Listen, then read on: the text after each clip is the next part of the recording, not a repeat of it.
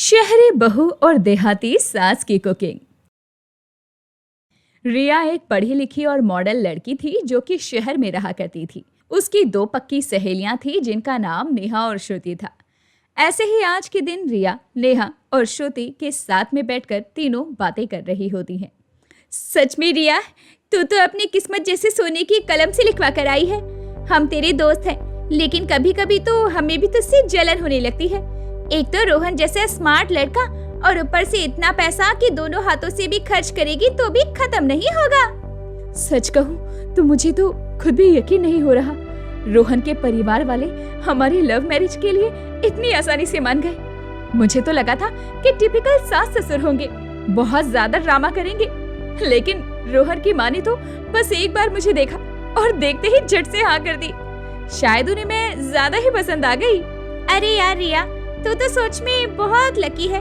रोहन का खानदान तो इस शहर का सबसे बड़ा खानदान है। सुना है उनके पास नौकरों की पूरी फौज है।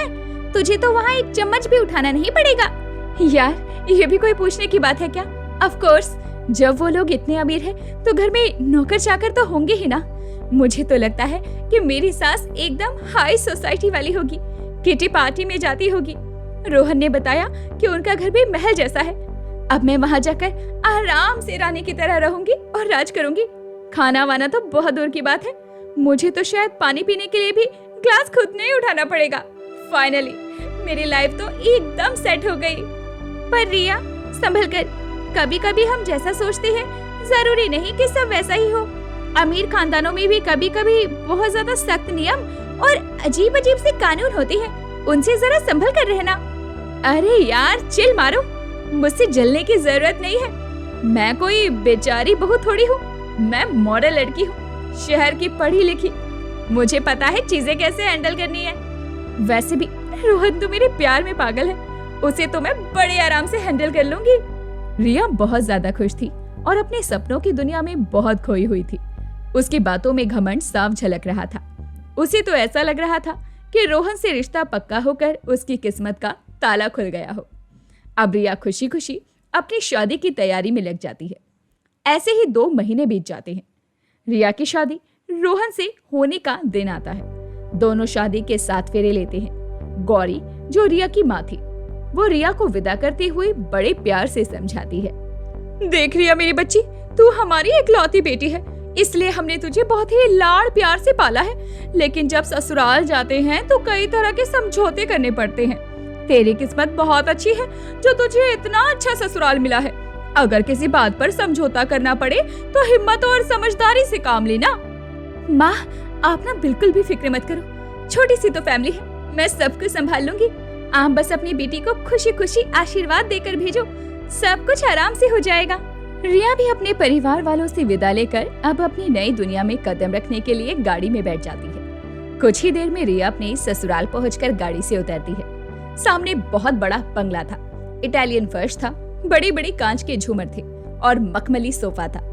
रिया की आंखें फटी की फटी रह जाती है और उसने ये सब कुछ देखकर अपने मन में कहा, अरे वाह, ये तो जैसा सोचा था उससे भी दुगना अच्छा घर है। कितना बढ़िया घर है, ऐसा लग रहा है जैसे करण जौहर की किसी मूवी के सेट पर आ गई हूँ। यहाँ तो तेरी लाइफ बिल्कुल सेट हो गई है रिया, अब तो कोई परेशानी हो ही नहीं सकती। रिया बहुत ज्यादा खुश थी। वहीं उसकी सास सुनंदा आरती की थाली लेकर खड़ी थी। सुनंदा ने सूती साड़ी पहनी थी।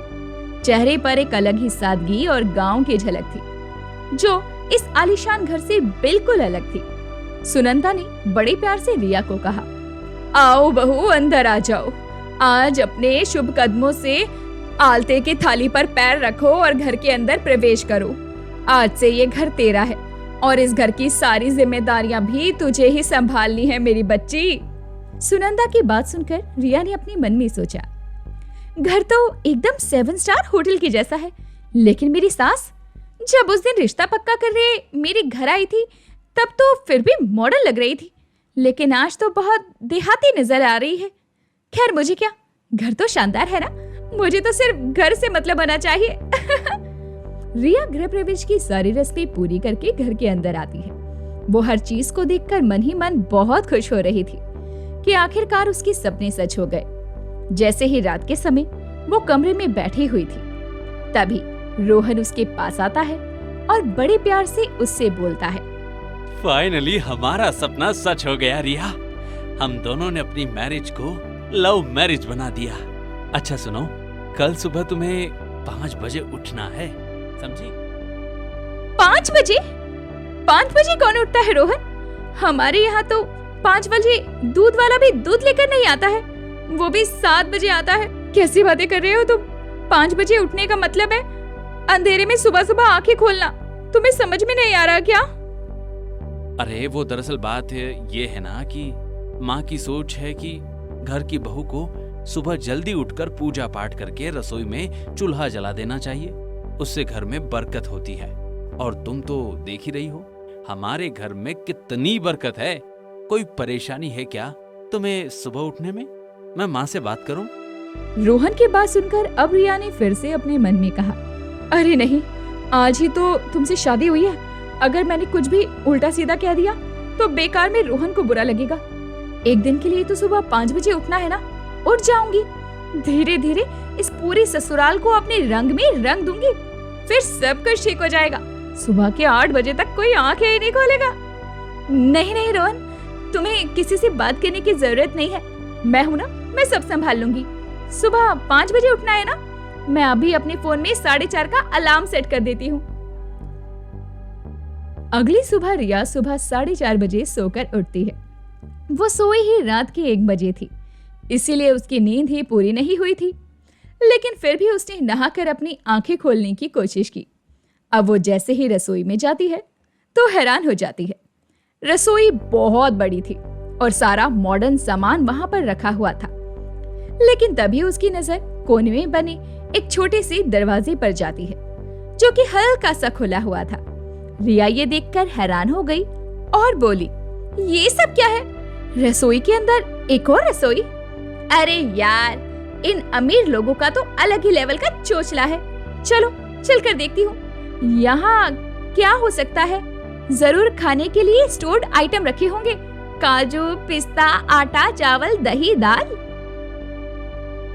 अब रिया ने जैसे ही उस दरवाजे को धक्का दिया तो अंदर का नजारा देखकर वो सुन रह गई। उस छोटे से कमरे की जमीन पर गोबर की लिपाई थी और मिट्टी का चूल्हा रखा था, जिसके पास गोबर के उपले और लकड़ियां रखी हुई थी। सुनंदा सुबह सुबह ही जमीन पर छोटी सी लकड़ी की चौकी पर बैठकर चूल्हे पर दूध उबाल रही थी। ये देखकर रिया हैरान रह गई। ये सब क्या है माँ जी? इतने बड़े और शानदार किचन के अंदर आपने ये क्या सिस्टम बना रखा है? कुछ समझ में नहीं आ रहा। आप इस मिट्टी के चूल्हे के पास क्यों बैठी हैं? आसपास गोबर की कितनी बदबू आ रही है। जब हमारे घर में इतना मॉडर्न गैस है तो आप चूल्हे पर दूध क्यों उबाल रही हैं? अरे बहू, तुम उठ गई। देख, शहर में जाकर हमने महल तो बना लिया, पैसे भी बहुत कमा लिए, लेकिन मैं अपनी जड़ें अभी तक नहीं भूली हूँ। मेरा मन इस गैस के चूल्हे के खाने से भरता नहीं है। इस मिट्टी के चूल्हे से जो सौंधी सी खुशबू आती है ना, वो मुझे मेरे गांव की याद दिलवाती है। मैं रोज सुबह का पहला दूध और भगवान का खाना इसी चूल्हे पर पकाती हूँ। तब मुझे ऐसा लगता है जैसे मैं अपने गांव में ही रह रही हूँ। लेकिन ये कितना गंदा है और कितना धुआं भी हो रहा है। ये राख, ये गोबर, हम इतने मॉडर्न घर में रहते हैं, कोई देखेगा हमारे बारे में तो कैसी कैसी बातें करेगा। ये तो बहुत ही पुरानी सोच है आपकी। आपको थोड़ा सा मॉडर्न होने की जरूरत है माँ जी। बेटा, मिट्टी को गवार नहीं कहते, इसमें से उगने वाले अन्न से ही हम लोगों का पेट भरता है। इसी को हमारी नींव कहते हैं। तुम आजकल के बच्चे ये सारी बातें नहीं समझोगे। खैर, तुम आराम करो। आज तो तुम्हारा पहला चूल्हा पूजन है ना। जाओ, बस रसोई में 1 कप चाय बना लो ताकि रस्म हो जाए। उसके बाद अगर तू आराम करना चाहती है तो थोड़ी देर और सो ले।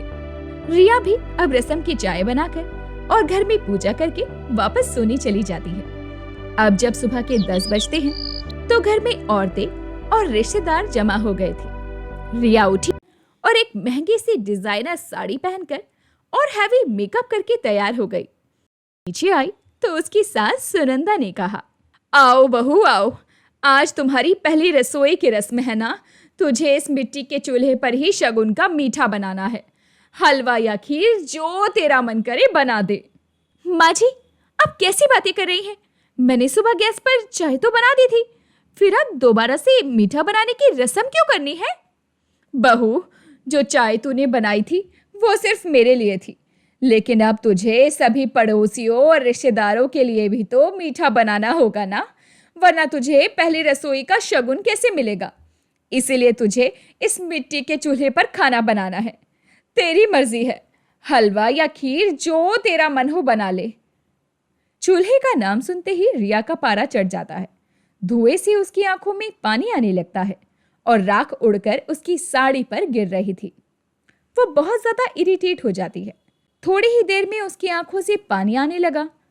सुनंदा चूल्हे को जलाए रखने के लिए उसमें फूंक मार रही थी। तभी रिया ने कहा, माँ जी, ये आप क्या कर रही हैं? इसका सारा धुआं मेरी आंखों में जा रहा है। देखिए, मेरी आंखें जल रही है। ये रस्म हम बाहर वाले मॉडर्न चूल्हे पर भी तो कर सकते हैं ना। ये स्पेशल टास्क करने की क्या जरूरत है? हमारे घर की पहचान है बहू ये चूल्हा। तुम्हारे ससुर के पास जब कुछ नहीं था तब हम ऐसे ही गांव के घर में रहते थे और इन्हीं सब सामान के साथ अपना जीवन बिता रहे थे।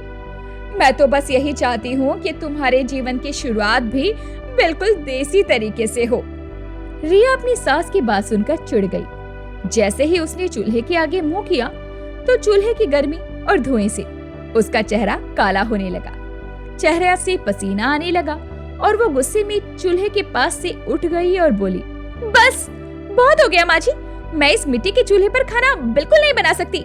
मेरी साड़ी खराब हो रही है। इतनी महंगी डिजाइनर साड़ी दी है मुझे रोहन ने, और ये देखिए मेरा मेकअप भी खराब हो गया। मैं कोई गांव की अनपढ़ बहू नहीं हूँ जो यहाँ लकड़ियों में आग सुलगाने की कोशिश करूंगी। मुझसे ये सब नहीं होगा माँ जी, माफ कर दीजिए। रिया ये बोलकर बाहर आ गई। बाहर बैठे हुए रिश्तेदार, पड़ोसी, रोहन और रिया के ससुर राम प्रकाश एक दूसरे का चेहरा देखने लगे। घर में सन्नाटा छा गया। तभी राम प्रकाश रिया के पास आए और ड्राइंग रूम में बोले, अरे बहू, ये शगुन है, बस एक बार थोड़ा सा मीठा बना दे, फिर तुझे आगे जो भी खाना बनाना हो गैस पर बना लेना। कम से कम शगुन के लिए एक दिन तू चूल्हे पर खाना तो बना ही सकती है। बस ससुर जी, आप भी बस करिए। जब मैंने एक बार आप सब लोगों को बोल दिया मैं इस मिट्टी के चूल्हे पर खाना नहीं बनाऊंगी, तो मुझे ये सब ड्रामा पसंद नहीं आ रहा। अगर आप लोगों को मुझसे खाना बनवाना है तो बाहर के मॉडर्न गैस पर बनवा लीजिए, वरना मैं कोई रस्म नहीं करूंगी। सुन लिया सब लोगों ने?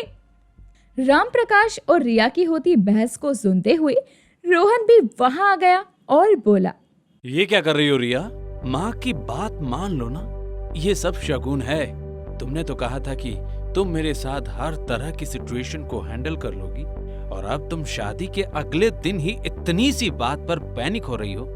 रोहन, तुम मुझे समझाना बंद करो। मैंने तुमसे शादी इस गांव के माहौल में रहने के लिए नहीं की है। मुझे चूल्हा चौका बिल्कुल नहीं करना है। मेरे पापा ये घर देखकर गए थे और उन्हें तुम्हारा रिश्ता मेरे लिए पसंद आ गया। प्यार तो मैं भी तुमसे करती हूँ, लेकिन अगर मेरे पापा को आपके घर की सीक्रेट गांव वाली रसोई का पता होता ना, तो वो कभी भी इस रिश्ते के लिए हाँ नहीं बोलते। बाहर होती हुई बहस की आवाज सुनंदा के कानों तक भी जा रही थी। सुनंदा ने एक लंबी सांस ली और खुद ही हार मानते हुए बाहर आई और बोली, ये हमारे परिवार की इज्जत का सवाल है। बाहर सब रिश्तेदार और पड़ोसी बैठे हुए हैं। अगर तुझे अपने मॉडर्न चूल्हे पर ही रस्म करनी है तो वही सही। जा और मॉडर्न चूल्हे पर ही पहली रसोई की रस्म के लिए कुछ भी मीठा बनाकर तैयार कर दे बहू। मैं किसी से कुछ नहीं कहूंगी। सुनंदा ये बोलकर वहां से उदास होकर चली जाती है। वो बहुत ज्यादा निराश थी।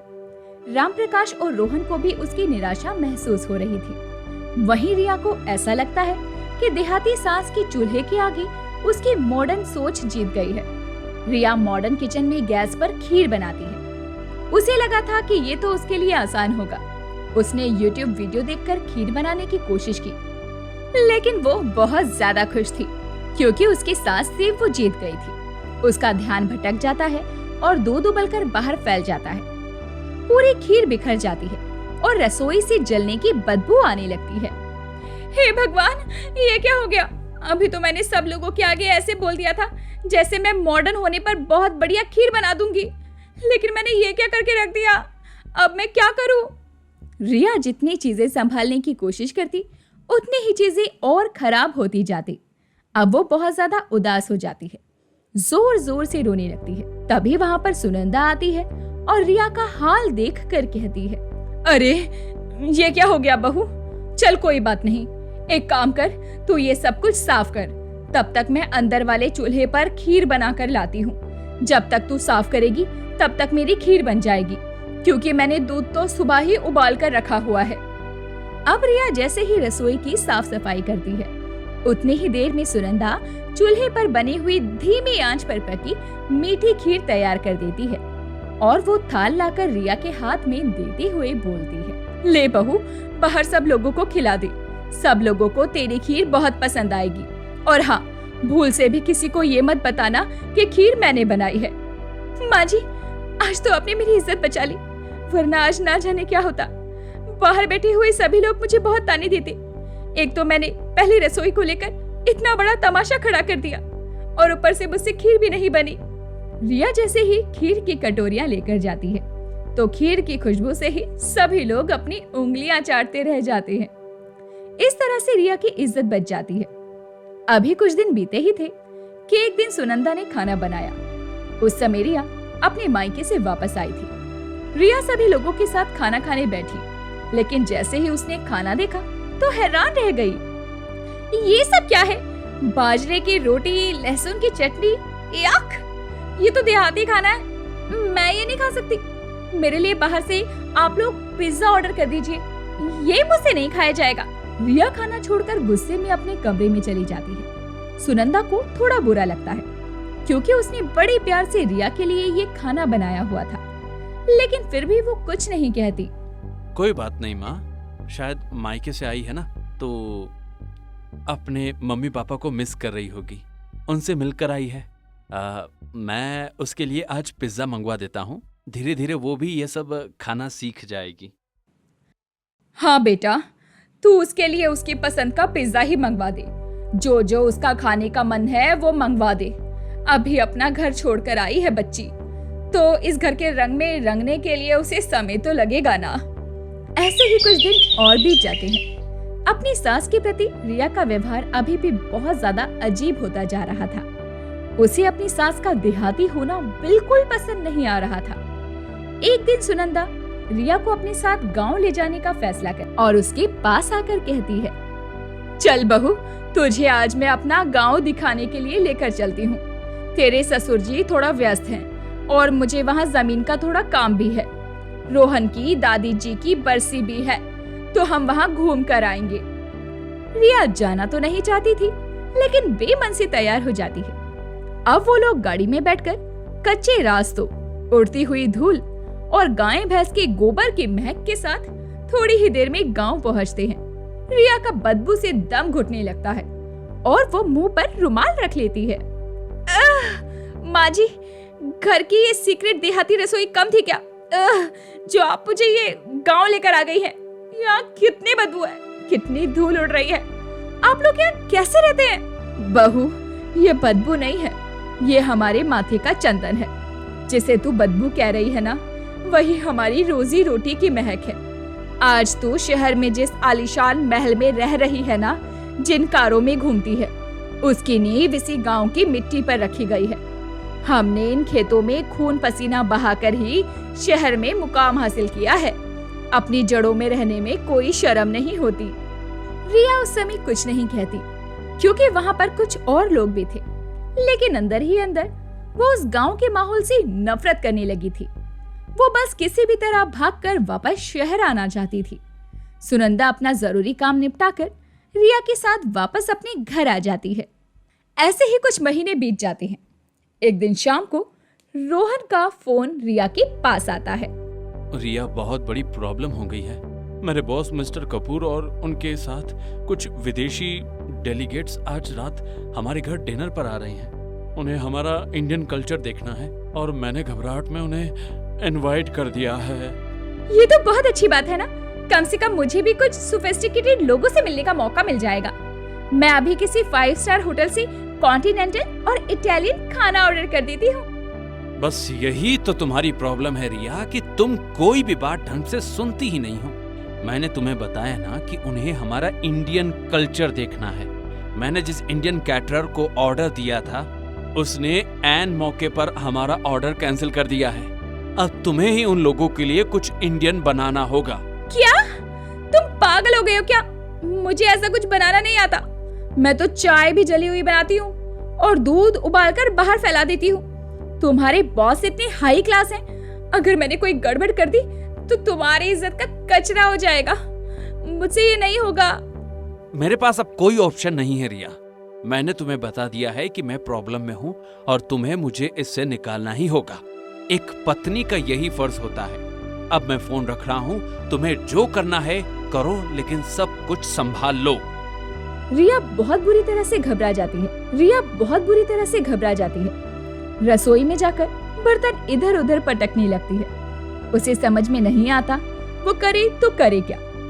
तभी सुनंदा वहां आती है और अपनी बहू को परेशान देखकर पूछती है, क्या बात हो गई है बहू, तू इतनी ज्यादा परेशान क्यों हो रही है? सब कुछ खत्म हो गया माँ जी। अब रोहन आकर मुझ पर बहुत गुस्सा करेगा।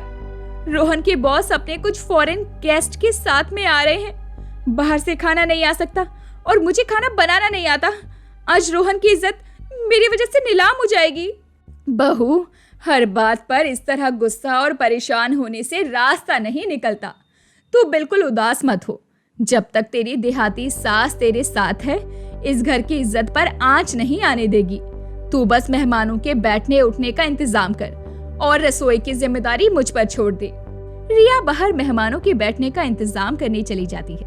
उसे पूरा यकीन था कि उसकी सास वही लहसुन की चटनी और बाजरे की रोटी बनाकर रख देगी और बॉस भड़क जाएंगे।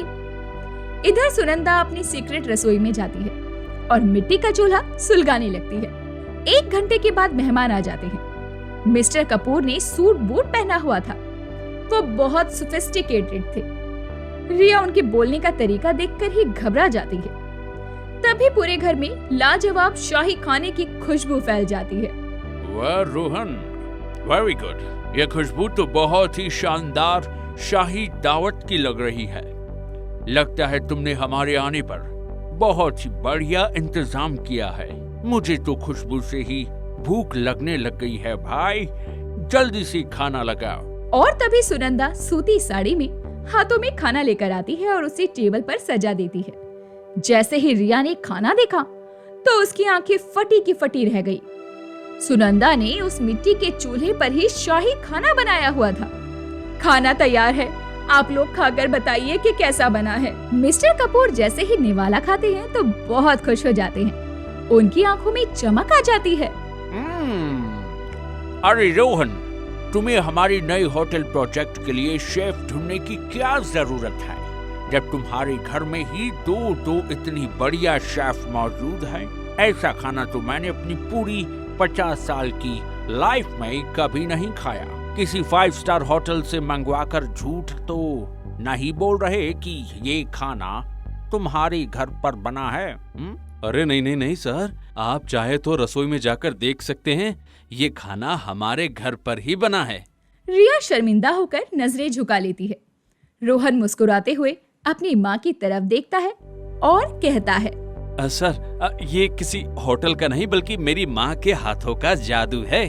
उन्होंने ये सब गैस पर नहीं बल्कि अपनी उसी पारंपरिक मिट्टी के चूल्हे पर बनाया है, जिसकी वो आज भी पूजा करती है और जिसे हम जैसे पढ़े लिखे लोग ओल्ड फैशन और देहाती बोलते हैं। माँ जी, आपके हाथों में तो सच में अन्नपूर्णा देवी का वास है। हम लोग शहरों में पिज्जा बर्गर खाकर तो भूल ही गए हैं कि असली स्वाद और सेहत तो गांव की इस रसोई में छुपी हुई है।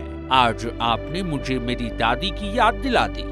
वो भी ऐसी ही मिट्टी के चूल्हे पर बढ़िया खाना बनाया करती थी। मिस्टर कपूर की बातें सुनकर हर कोई भावुक हो जाता है। रिया को अपनी गलती का एहसास होता है। अब मिस्टर कपूर के जाने के बाद रिया सच्चे दिल से अपनी सास से माफी मांगती है और अपनी सास को शहरी तौर तरीके सिखाना शुरू कर देती है और उनसे गांव की मासूमियत और अपनी पुरानी परंपरा भी धीरे धीरे सीखने लगती है। दोस्तों, आपको कैसा चूल्हा पसंद है, मिट्टी का या शहरी मॉडर्न वाला? हमें कमेंट करके जरूर बताएं और ऐसी ही अनोखी कहानी के लिए हमारे चैनल को सब्सक्राइब करना बिल्कुल ना भूलें।